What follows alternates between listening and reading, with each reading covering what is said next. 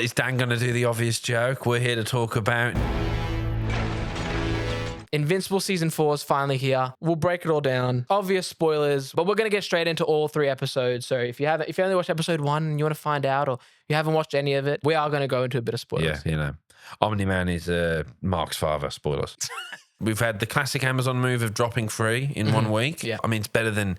If you remember the season 2 days where they gave us 4 episodes, then had a break, and then came back a few months later. Do you think they needed to do a multi-episode drop? I mean, I was happy for it, but I actually thought all the episodes were strong enough, and I think this show is popular enough that people are coming back anyway. People would have come back every week for it. The IMDb ratings are always pretty high numbered, which reflects that there's probably a lot more people watching I think with a show like this, TikTok, Instagram, the hype edit era that we're in right now, the aura farming, the Linkin Park WMV. I had a student show me one of his 55,000 likes of his Invincible edit. Exactly, but I think doing a weekly drop and giving it time to for people to create essentially your own hype for the show, would have benefited. Invincible's the superhero product I hear most students talking about more than anything. Really? Yeah, like I've had kids come up to me going, "Sir, you know what Thursday is?" I was like, "Oh no, it's Invincible, mate." And then today I was like, "Who's been watching Invincible?" "Oh, don't tell me I want to watch all 3 tonight."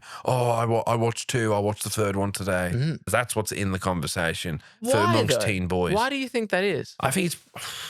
Because I get it. Like, Invincible is American shonen anime. You have a high school kid who gets powers. His dad's, the strongest in the world. I don't know what it is other than just it's readily available. People like manga. People like animation a lot, particularly young lads.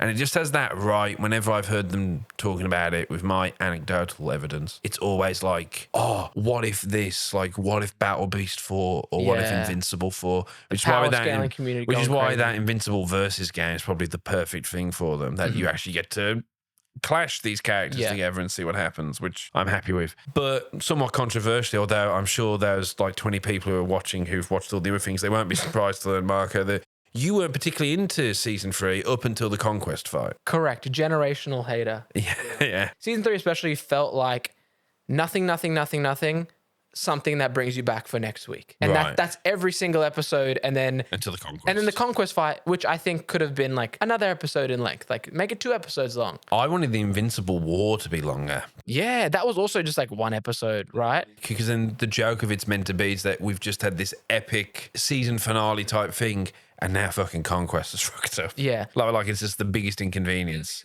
Season 3, they think the side characters they made were way more interesting than they needed to be. And I'm like, why do I care about... Rex and...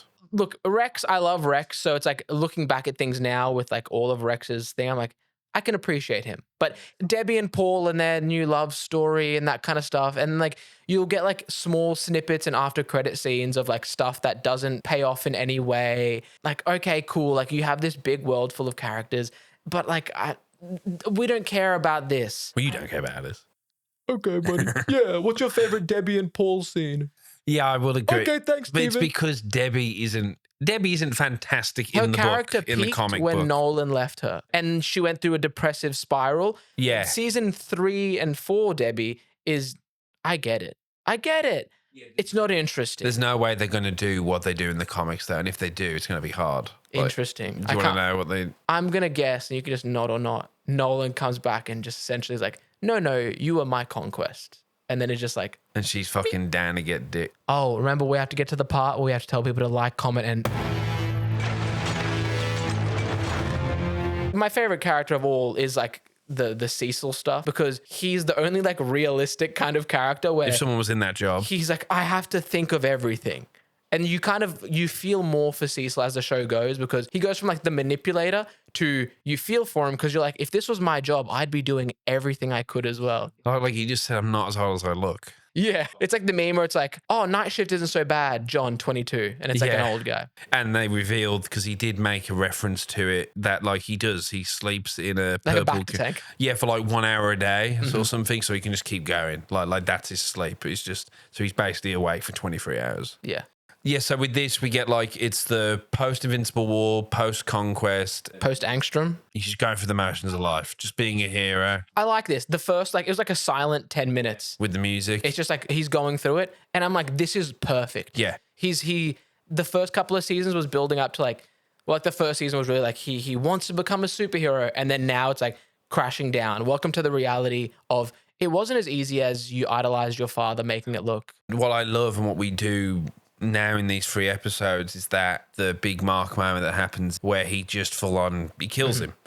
And you might go, oh, wow. But then you actually think about where we're actually at, where this guy's went through. Like the things that have happened that he's like, if I just made that choice and killed him, you believe that moment. What's like Donald's like to Cecil, like, you do the same thing. Yeah. And I was thinking the same thing. I'm like, he would. But then obviously Cecil's thinking about the big picture. Yeah. He's like, I wouldn't, wreck a city with a tantrum if I was that annoyed. But you're there going, no, I guess, because from Mark's perspective, which I like about the characters, he's like, I'm going to live for thousands of years. It changed your perspective on things. Yeah. Like for good or bad, like with Nolan at his worst, it's like, I'll have another son. What's 17 more years? With this guy, it's like, I'm going to be doing this for hundreds of years, so I have to make the hard choices eventually. And he's been through so much shit. Whereas, like, if I just killed Angstrom, I just like the conquest moment of like, no, when I get the chance, I have to put these people down. There is no question. Who's the guy in the Guardians in the yellow suit? Bulletproof, who was originally Invincible's name, that they just kept the name. Oh, really? Yeah, which is why he has a similar power set. Oh, yeah, Fly and Punch. Yeah. He like was the only guy who kind of made sense and brought it up. He's like, he did the right thing because if he didn't, world gets overrun. We spent years trying to get it back just to get back to this point right now. Man, I hate Shapeshift, by the way. Yeah, weird one. Weird choice. I'm like, oh, wow, this is like my Zuma millennial weird insert character. Yeah, I just want a juice cleanse. This is a juice box. I'm like, fuck. Oh, why are you in the Guardians again? Yeah, we're re-establishing where everyone's at. Obviously, he's grown up like a weed, old Oliver. Probably the worst voice actor of the bunch. I really thought he was bad. I felt like him and Debbie. What about Brit? Brit's weird because in my head, he's British. So I get annoyed because he's called fucking Brit. Did I ask you to be the team leader? People want him to be Conquest. His delivery is too slow. Yeah. Unless you see a human actually delivering it. For an animation, his voice is too slow for the intensity of the lines he's trying to deliver.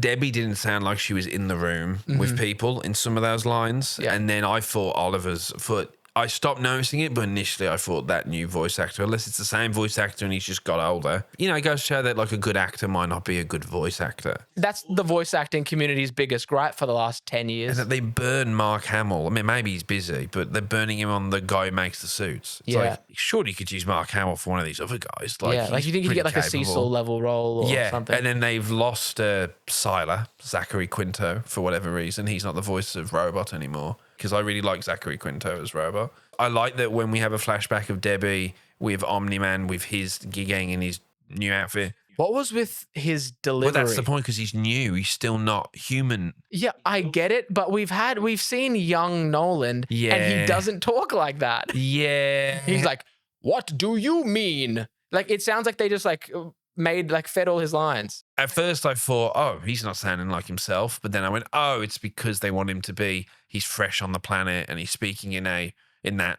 monotone tone that the Viltrums would But didn't we speak in. see the scene where he meets Debbie? Which he saves her life and he doesn't sound like that. And that's before the suit maker stuff. Problem is Atom Eve's one. He appears in Atom Eve and it's the first time he's wearing the outfit because they comment. He goes, oh, look pretty good, don't I? And he's just normal. Yeah. Yeah, I think someone had a good idea. They're in the booth and they go, hey, Mr. Simmons, you're Omni-Man, but you're fresh to Earth. You're new.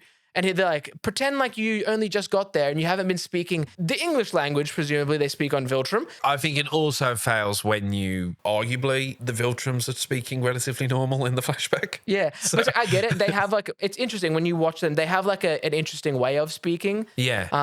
They're direct, they're angry, they're aggressive, But that's not how he was speaking on Earth. He was speaking like someone who was learning the language for the first time. Yeah. It's like when my dad tries to speak English, he's translating Serbian words to English and then saying them instead of just saying an English sentence. So it sounds funny. Yeah, right. That's what he's doing. Yeah, but the thing with the Invincible universe, they all just speak English. Like, I think there's a bit where we go, wow, you speak English? Go, oh, you speak Martian? It's just this, no, for the story to work, they all have to be speaking the same language. I'm trying to think, because obviously when you watch all 3 episodes, they all kind of blur in together. So episode 1 is post-conquest fight. The world is weaker because so many heroes died and Mark's recovering. Eve's parents, particularly her dad, isn't particularly keen on him. I hate that his character's been the same for 4 seasons in a movie. The dad refuses to change. But obviously he's going to have to change because Eve loses her powers and he's going to be like, Because she's pregnant. please, I love you and I loved you better as that. I mean, that's the problem with her, is that her powers are just ridiculous. She's Green Lantern on steroids. Yeah. So she can like create she's borderline, Dr. Manhattan, basically. Yeah. Borderline, like approachable Manhattan powers. So yeah, just kind of resetting. But then what really stuck out to me of these 3 episodes is and I'm a fucking dickhead. I spent 30, 40 seconds in that Viltrumite flashback. I didn't realize it was a flashback at first. I was like, this is some fucking lazy drawing. This guy looks too much like Mark. This is fucking lazy. And I went, oh, it's because it's fucking Nolan. Yeah. Yeah. Well, Amazon, they put up like, young Nolan fights his parents. And so I was like, oh, of course, this is this scene. So all of that, not in the comic. You don't really? get that direct of a young Nolan flashback. And I thought it was really interesting that we got to see a bit more of the detail, a bit more of the horror of the Viltrum Empire. Yep. I mean, already it's pretty fucking wild that there's billions of those guys. I mean, Like, Seth Rogen is our insert character. Yeah. Where he says after the flashback, did you just make me feel bad for your genocidal race? although it's pretty fucking sick that they made like a The belt ring around their planet that's full of dead fucking bodies. hardcore, I was isn't like, it? oh, my there's diving in space. Zoom out, and I'm like, that's tough. And no, but I like seeing like obviously how much they don't care about each other's lives because like the strong are surviving, they're enslaving like alien races and stuff. I'm like, this is cool. The Viltrums have always been the most interesting. Like they're definitely the lean forward moment. For some reason, whenever they're on screen, whenever you've seen that culture, at least for me, I'm the most interested. Yeah. Yeah, I mean, they're your It's Saiyans. when you get lore about, it's exactly that. You get to see the Saiyans. It's like we're flashing back to, when you see in the Broly movies and stuff, Yeah. when they're kids and how the whole planet's running, you're like, oh shit. It's canon that Broly hates Goku because Goku was a whiny baby. He was in the crying. pod next to him and was crying next to him. Jesus. But yeah, in this, though, we get to see the flashback, and I guess it's Nolan's 18th birthday, which means mum and dad give him the birthday beats. And holy shit, like that was pretty intense, like stuff. And like fucking blinds his mom temporarily, and they do their favorite move. Like I guess if every part of you is muscle, you would be able to like pierce through. Well, it's like if your body's made of steel, yeah, that essentially. too, yeah. But I love that's like we've seen the female characters more use like the knife hands technique, Yeah. and the male characters just, like bruises, like punching and it's choking and you're slapping. right, because it's not even illustrated like, oh, you're using that style. It's just something they thought about that the female characters would.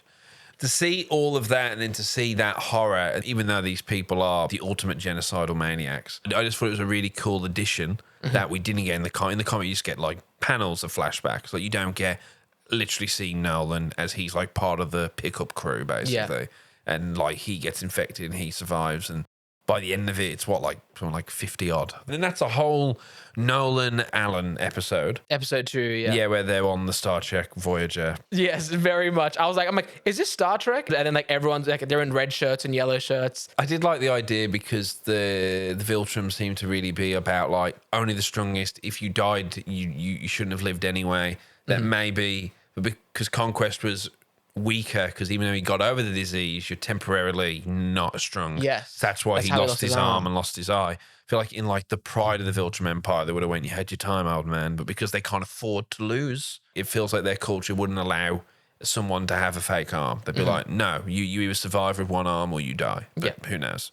But I felt like in their post, there's only 50 of us. Yeah, fuck it. Just have the robot arm. It's okay. I think that's part of the reason why Thrag didn't want to kill Conquest so quickly at the end of episode 3. Because he also realizes like there's probably going to be a war and we probably just at least need the numbers. Yeah, exactly. Well, that's the thing, is that Cecil's whole plan just fucking failed straight away. It's like that in the comics. Conquest wakes up and leaves. It was a dumb plan anyway. I mean, it's one of those things where it's like his head was open. So why don't you just put a bomb in there?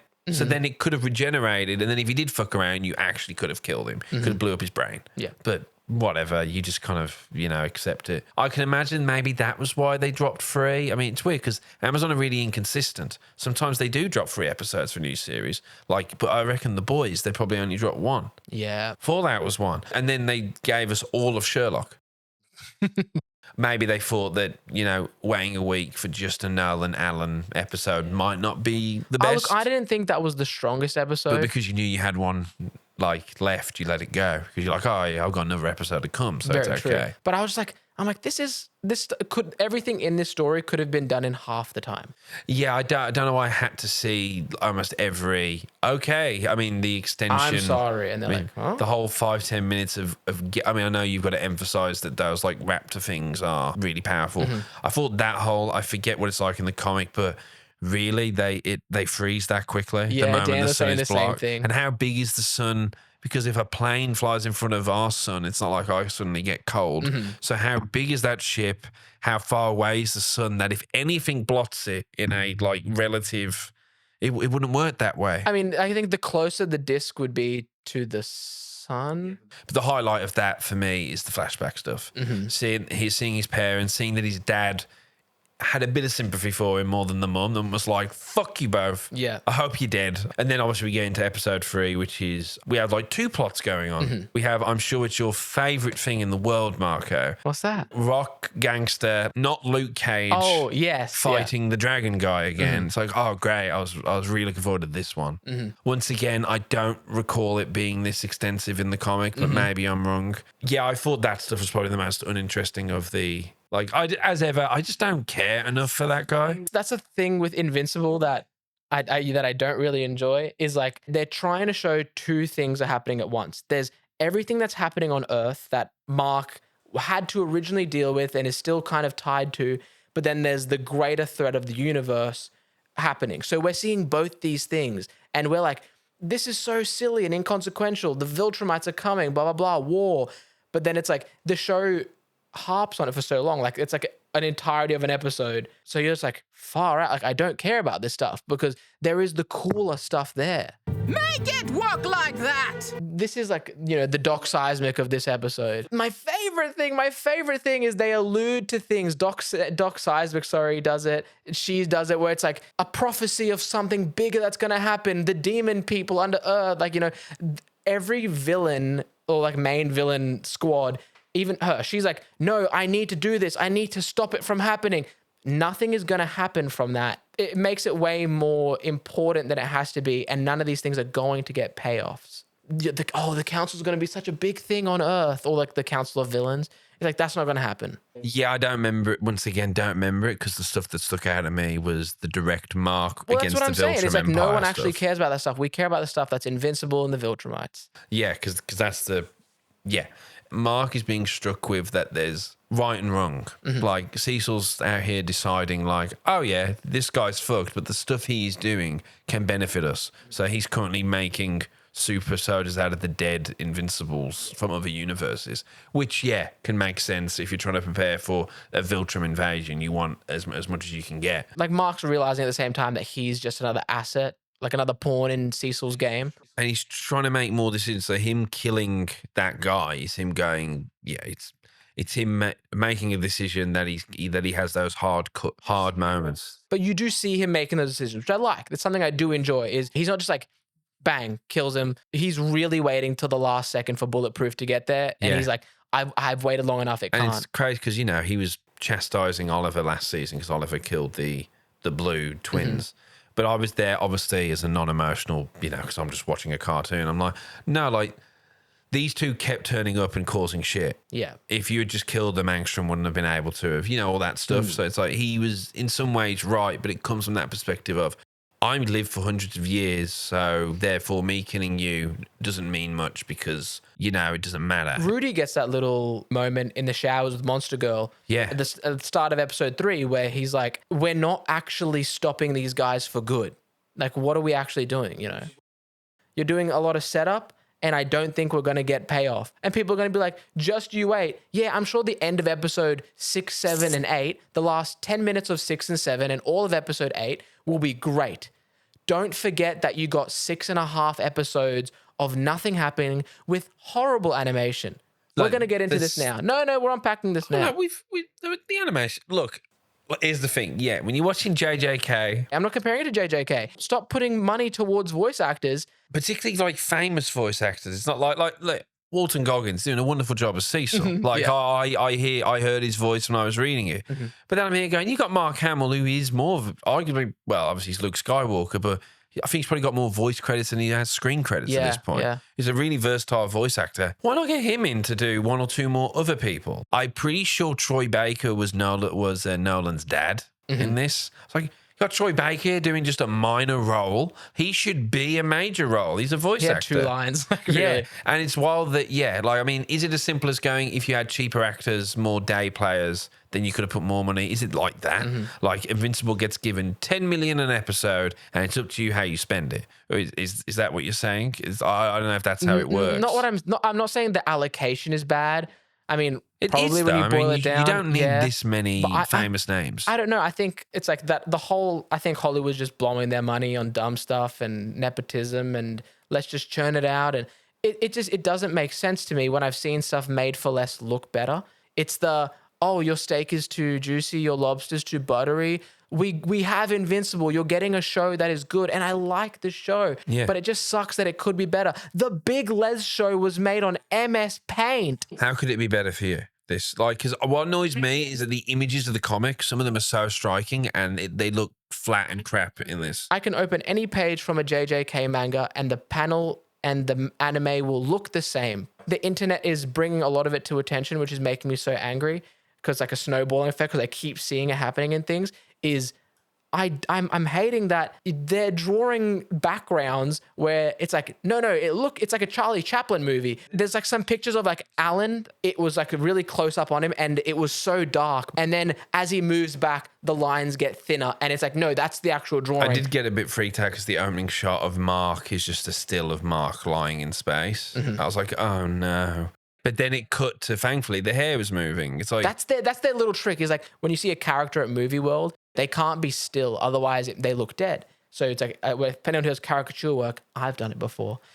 You can't be still. They tell you have to keep on moving, otherwise the character itself looks dead. So they're like, oh no, we'll make the hair ruffle. yeah, it's crazy because in the Conquest fight, that's where, I don't know whose job it was, but there's a bit All the where budget. Mark is like, before he yells Conquest to stop, he's like falling on his knees, he's vomiting blood. And that sequence of him just like trying to get to his is so well animated for some reason. Like, I don't know who was in charge of that 5-10 seconds of animation, but it's incredible. It's great. They're like, You know. oh no, season 1 only looks like this because it's season 1. They don't have the budget. It's a proof. It's a really like just a proof Season of 1 looks concept. better in some ways. I can forgive it because you'd if these were 20-minute episodes, I would be there with you. All right, so because they're double to triple the size, and we get 8 episodes Once so a year. We'll say it's 24 episodes of a regular anime. Made by, I have to imagine, I don't know the difference in labor laws, but isn't the joke always that Mappa kind of, it's crunch time all the time, where maybe the American animation people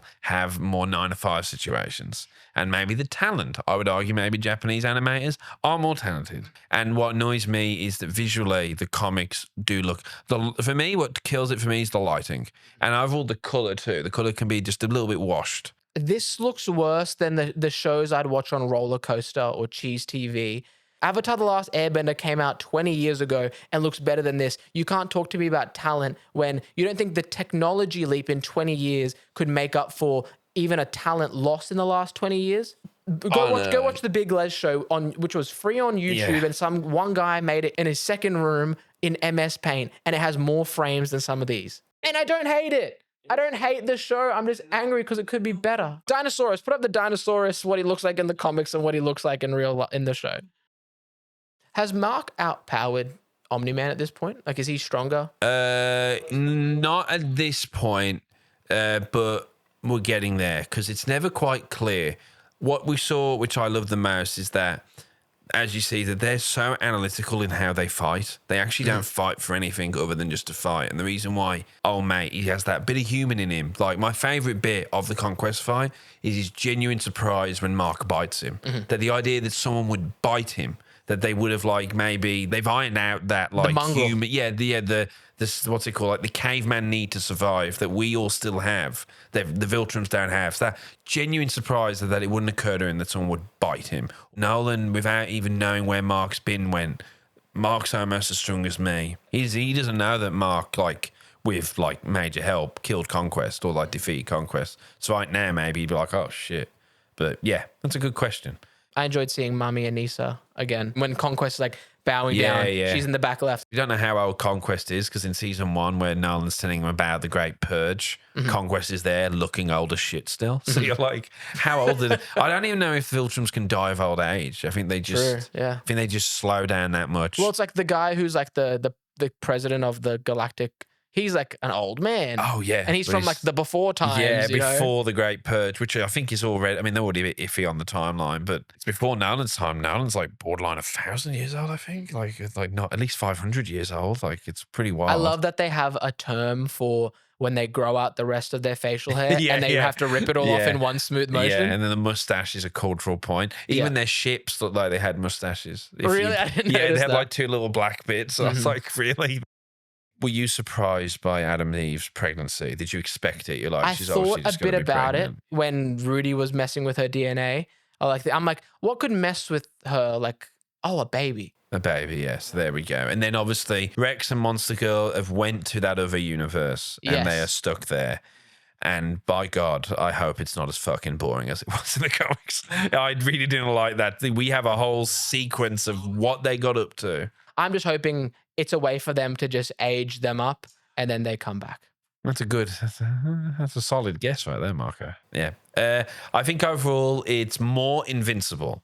I think what I will say is that they never feel like new seasons. It just feels like more episodes. That said, yeah, I do sometimes think season 1 is the better animated show. When I think back on it, I'm like, God, some of that was... But then they had their cheap moments too.